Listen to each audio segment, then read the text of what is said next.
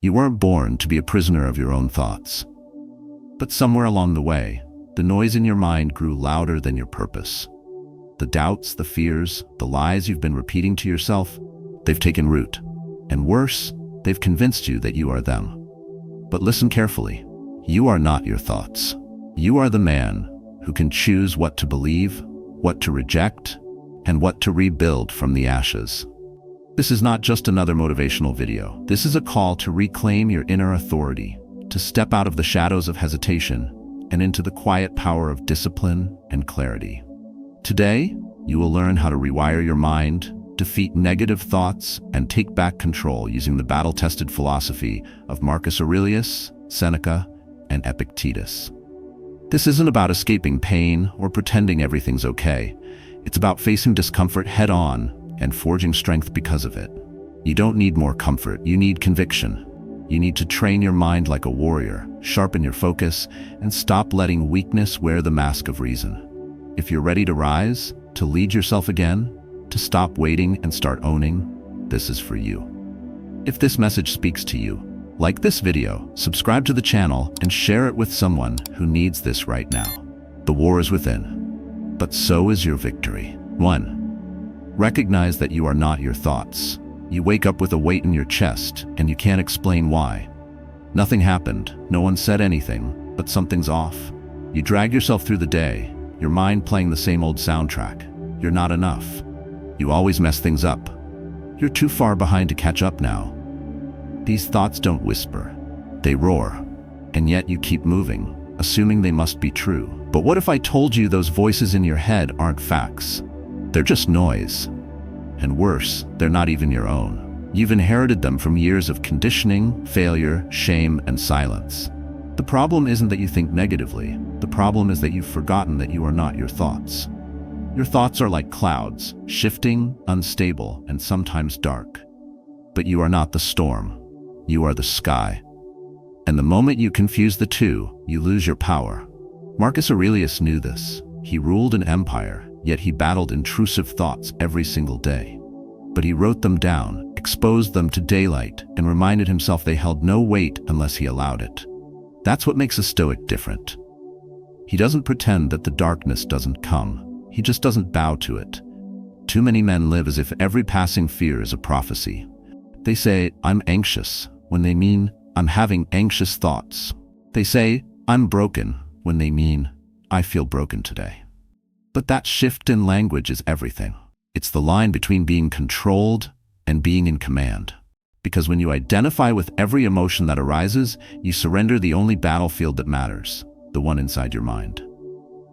Now let's flip the script. Picture a soldier in a war zone. Bullets fly past him, explosions thunder nearby, but he doesn't flinch.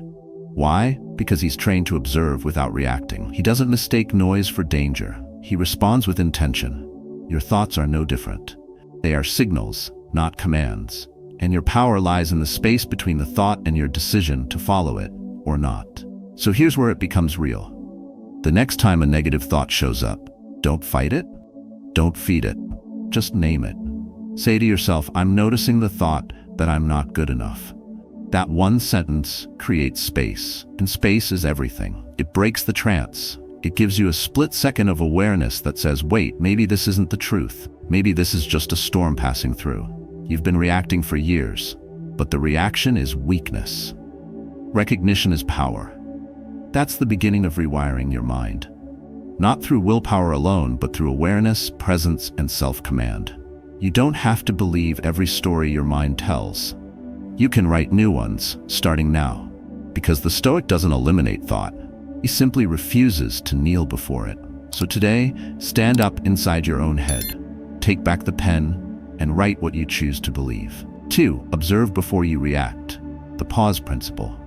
You don't rise or fall based on what happens around you. You rise or fall based on what you do the moment after. That tiny space between trigger and response, that's where your life is shaped. Most men lose that battle, not because they're weak, but because they've never been trained to pause. You've been told that reacting fast is a strength, that expressing how you feel without a filter is honesty. But that's a lie built for emotional children, not men with purpose. The Stoics knew better.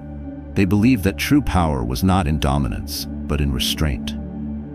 And nowhere is that clearer than in the principle of the pause. Imagine a man standing at the edge of a cliff, wind howling, the ground unstable. One wrong move and he's gone. That's what it feels like when you're triggered.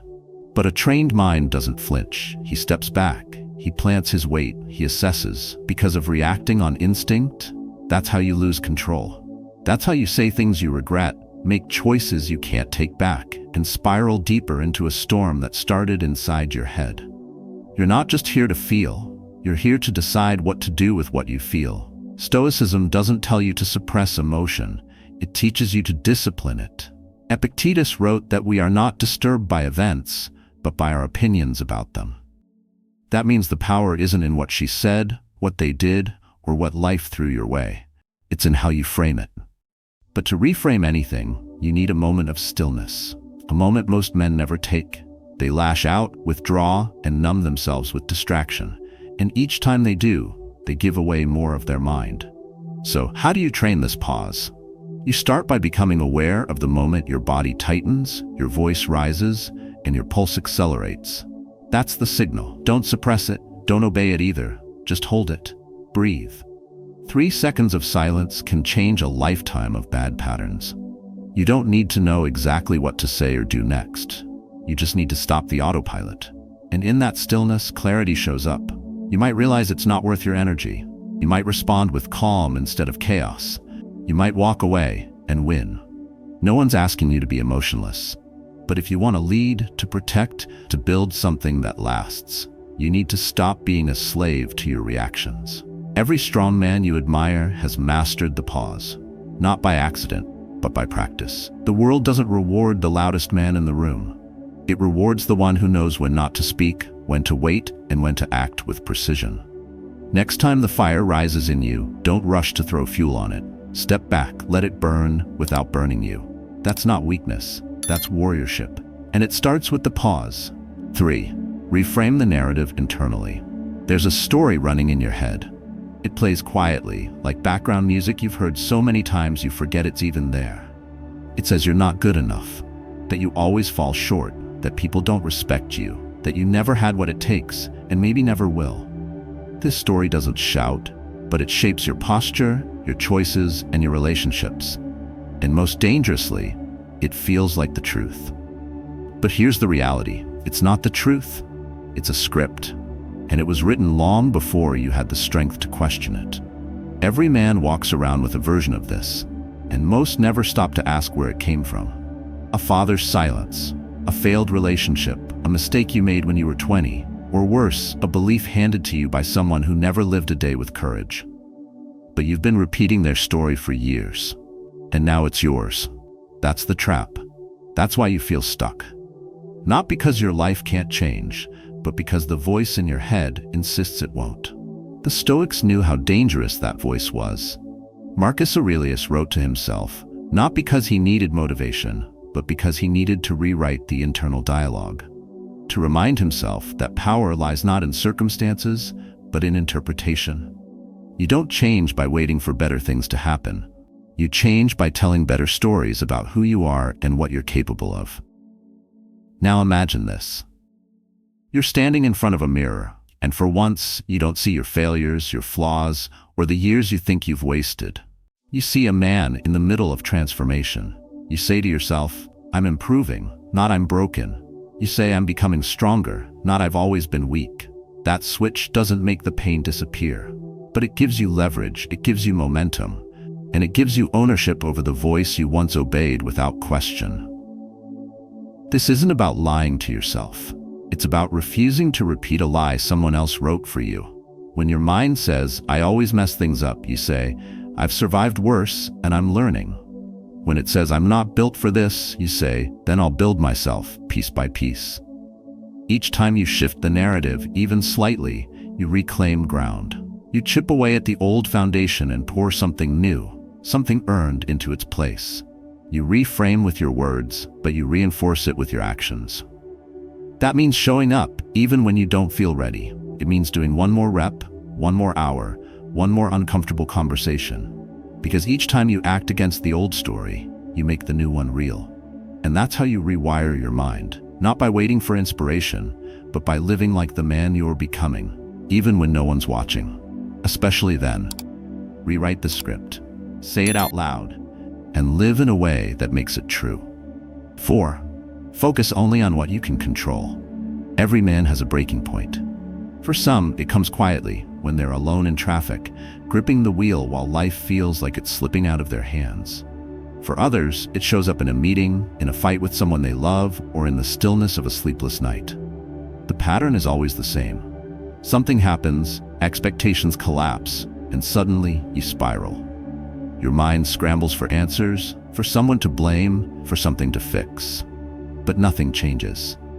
Because what you're trying to fix is beyond your reach. That's where suffering grows, in the space between what you want and what you can't control. You've been taught that control means power, that if you push hard enough, grind long enough, force people and outcomes to bend, you'll find peace.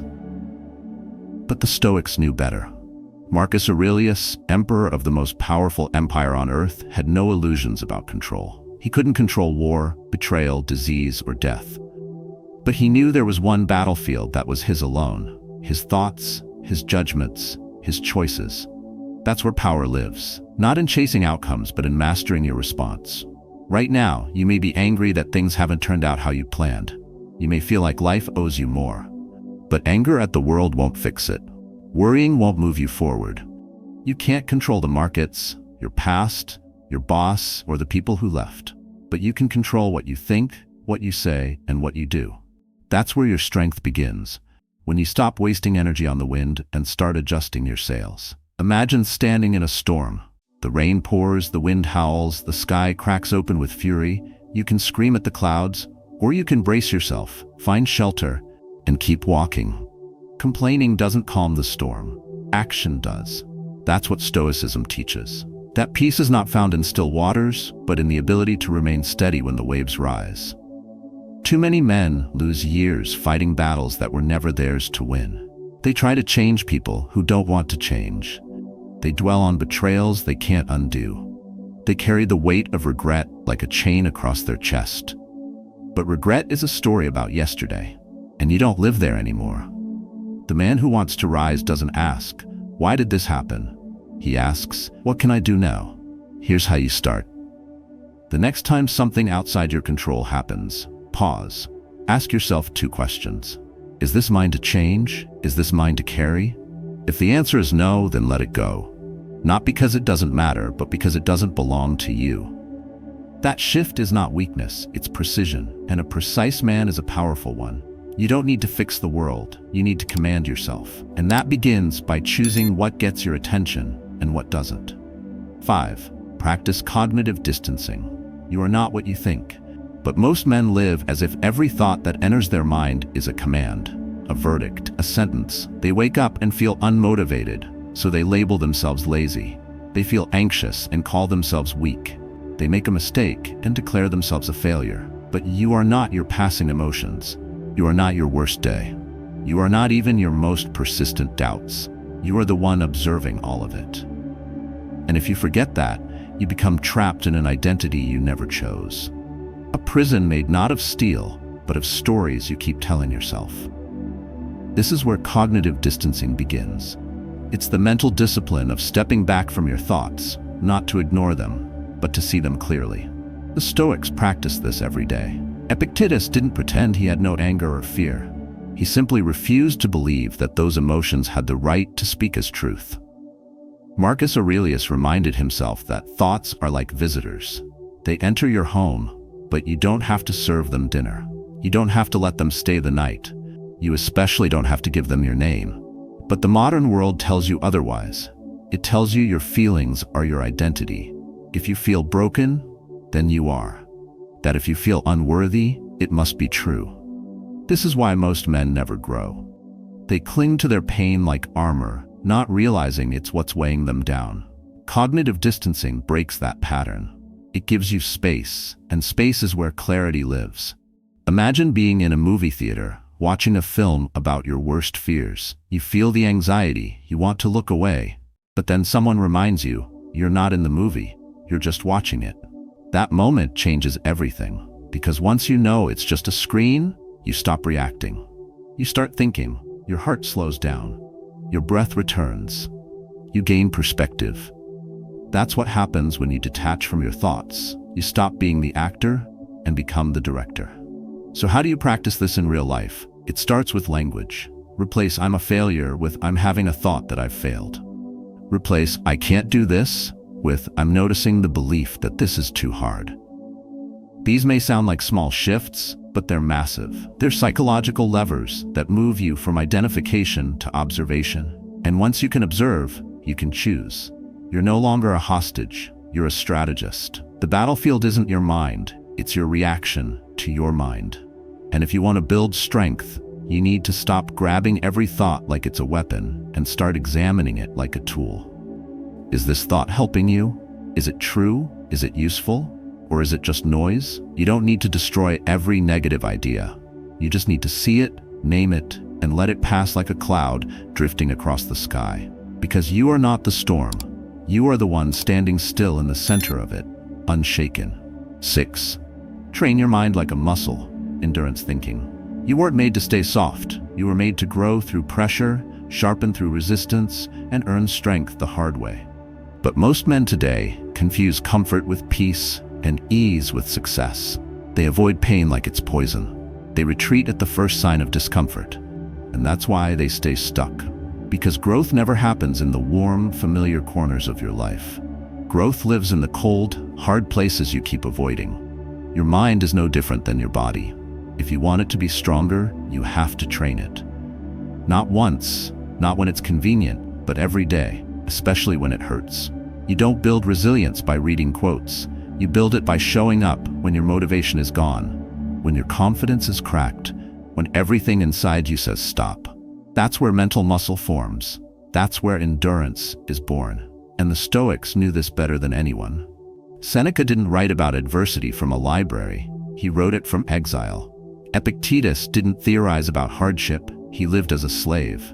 Marcus Aurelius didn't train in peace. He ruled in chaos. They didn't beg for ease.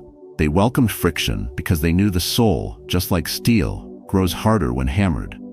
So the next time life feels heavy, stop asking why it's happening and start using it as training. Picture a man in the gym. It's the last set. His muscles are shaking. His brain says quit. But that moment, right there, that's when the growth happens. Not in the warm-up, not in the first few reps, but when it starts to burn and you push through anyway. Your mind works the same way.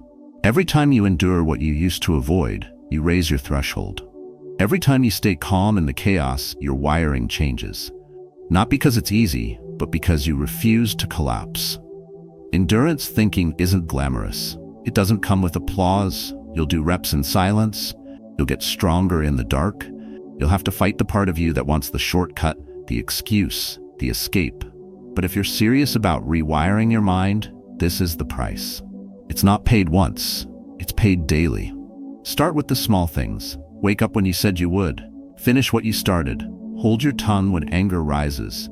Sit still when the urge to distract hits. Push through one more set, one more hour, one more tough conversation. These moments don't seem like much, but they stack. They shape a man who doesn't flinch under fire, a man who doesn't beg for easier roads, a man who gets up and walks through the storm with his head held high. You want to be unshakable? Then stop waiting for life to be easy. Train in the winter. Embrace the friction. Build the kind of mindset that doesn't crumble. It adapts, endures, and overcomes. Because a man with mental endurance doesn't just survive, he rises. 7. Use the view from above, perspective shift. When you're in it, when the pressure builds, the noise gets loud, and everything feels personal, your world shrinks. One email ruins your morning. One disrespectful comment ruins your day. One unexpected failure convinces you that you're not cut out for this. It happens because you're standing too close. You're gripping the problem so tightly that you can't see past it. And when your mind zooms in that far, it starts lying. It says, this is everything. This is permanent. This is who you are. But it's not. It's just proximity. What you need in that moment isn't more motivation. What you need is elevation. The Stoics called it the view from above. Marcus Aurelius used it as a daily tool, not to escape life, but to understand it better. He would imagine rising above the earth, seeing himself not as an emperor, not as a man with titles and burdens, but as a soul, brief and passing, on a planet spinning through cold space. It sounds poetic, but it was practical, because it broke the illusion that every issue was urgent, that every slight was a war, and that every failure would last forever. Imagine you're in the middle of traffic and someone cuts you off. Your first instinct is anger. You grip the wheel, muttering curses under your breath. But then something shifts. You pull back. Not just physically, but mentally. You see the city, the cars, the buildings. You see how small your car is, how small that moment is, how little it will matter an hour from now, let alone a year. Suddenly, you're not angry. You're awake. That's the power of perspective. It doesn't change the moment, it changes you inside the moment. But most men don't do this. They live in a tunnel, ruled by urgency, devoured by their own emotions. They mistake closeness for importance. They never zoom out, and that's why they drown in problems that were never meant to be storms. The Stoic man, though, he trains himself to rise, to zoom out and see the battlefield for what it is. Terrain, not destiny. Temporary, not eternal. So how do you practice this? You step back. Every time life tries to pull you in, you pause when your mind starts shrinking. You ask yourself, how big is this really? Will this matter next week, next year, at the end of my life? And then you imagine yourself from the sky, your home, your job, your stress, all shrinking beneath you. You rise higher until the noise turns silent, until you remember that your life is more than this one painful frame. It sounds simple, but it changes everything. Because when you see your problems as temporary, you stop giving them power. You stop making them personal. And that shift doesn't just bring peace, it brings control. You become the man who isn't pulled under by every wave, because he's already flying above the sea. The man who leads with perspective, not panic. And that kind of man doesn't just survive, he sees clearly, and he decides wisely. 8. Live each day with Memento Mori in mind. You live like you have time. That's the trap. You wake up thinking you'll get another shot, another week, another year to fix what you've avoided, to become the man you keep postponing. But the truth is, you don't know how many pages are left in your story. And the worst part is, you act like it doesn't matter. You waste your energy on meaningless arguments. You scroll for hours, looking for something to distract you from your own reflection. You avoid the work, you avoid the silence, and slowly, without even noticing, you run out of life. Memento Mori means remember, you will die. It's not a curse, it's not morbid. It's a tool, a blade that cuts through distraction. The Stoics didn't fear death, they used it. Marcus Aurelius reminded himself daily that every moment wasted was a moment stolen from his own potential. Seneca wrote that it's not that life is short, it's that we waste most of it. You want clarity? You want to defeat negative thoughts? Start here. Remember that the clock is always ticking, and you don't get a refund on the hours you lose to fear, doubt, or regret. Imagine you've been given $1 million, but you don't know how much you've already spent. You might have thousands left, or 10 cents. Would you keep wasting it on things that bring you nothing? That's how most men live with their time. Reckless, entitled, numb. Memento Mori wakes you up. It says, stop pretending. It says, write the email, mend the relationship, take the risk, make the hard choice. Now, not someday. Because someday isn't promised. But most people avoid thinking about death. They treat it like a shadow they can outrun. They fill their lives with noise so they don't have to face the silence. But the Stoic doesn't run from it. He walks beside it. He lets it sharpen his discipline, his focus, his gratitude. Because when you know that every morning might be your last, you stop wasting your life trying to win arguments, please everyone, or replay the same story that never served you. So here's what to do. Don't wait for a diagnosis. Don't wait for a funeral to wake you up. When you wake up tomorrow, say to yourself, I may not get this day again, so I'll show up like it matters. And when someone frustrates you, pause and ask, if this were my last conversation with them, is this how I want to end it? And when your fear says wait, you say no. You move, you act, you speak. Because hesitation is the cousin of regret, and regret is for men who lived without urgency. Memento Mori doesn't make you fearful, it makes you focused. It puts weight behind your words, fire beneath your steps, and clarity into every choice. And if you live with that awareness, not once, but daily, then you don't just defeat negative thoughts, you bury them. Because a man who remembers death is the only one truly awake. The battle to rewire your mind and defeat negative thoughts isn't won in a single moment. It's won in the quiet, daily choices you make when no one is watching. You've walked through the fire of reflection today. You've faced truths that most men spend a lifetime avoiding. But knowing isn't enough. If you want change, you have to live these truths. You have to practice them like a craftsman sharpens his blade. Slow, precise, and every day. You are not your thoughts. You are the observer, the one with the power to shape meaning. When fear knocks, you pause. When anger rises, you breathe. When doubt speaks, you don't obey, you examine. You learn to reframe the story, to speak to yourself like a man who is building, not breaking. You stop wasting your strength on what you cannot control, and instead, you take command of what is yours, your responses, your discipline, your actions. From above, your problems shrink. Through endurance, your mind hardens. With awareness of death, your choices sharpen. This is what Stoic wisdom gives you, not theory but tools, not comfort but strength. And strength is what you need, now more than ever. So start small, but start today. Apply one principle before the day ends. Catch one thought. Reframe one doubt. Let that become your anchor. Because you don't need to change everything at once. You just need to prove to yourself that you can begin. And when you do, tell us your story. Share the shift, the moment you turned inward and saw clarity. Leave it in the comments below, not to impress, but to remind another man that he's not alone on this path. Your words may be the reason someone else finally starts training their mind. Let's rise together. Quietly, powerfully, consistently.